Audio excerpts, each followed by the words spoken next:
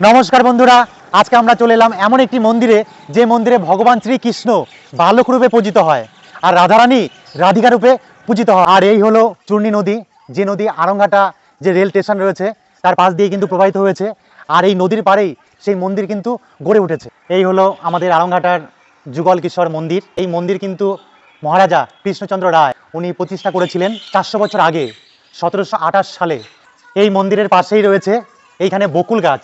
এই বকুল গাছকে বলা হয় সিদ্ধ বকুল, কারণ এই গাছের তলাতেই ভগবান শ্রীকৃষ্ণ এবং রাধিকার মূর্তির যুগল হয়েছিল। এবার আমরা মন্দিরের ভেতরে প্রবেশ করলাম। অতি প্রাচীন এই মন্দিরের ভেতরের কারুকার্য সত্যিই চমৎকার। ইতিমধ্যে মন্দিরের পুজো শুরু হয়ে গেছে। আর এই হলো ভগবান শ্রীকৃষ্ণ আর রাধিকার যুগল রূপ। জয় শ্রীকৃষ্ণ, রাধে রাধে। তাছাড়া মন্দিরে অন্যান্য দেবদেবীর মূর্তিও রয়েছে। আর বন্ধুরা, ভিডিওটি যদি ভালো লেগে থাকে তাহলে অবশ্যই লাইক করুন, আর নতুন হলে চ্যানেলটি মনে করে সাবস্ক্রাইব করে দিন।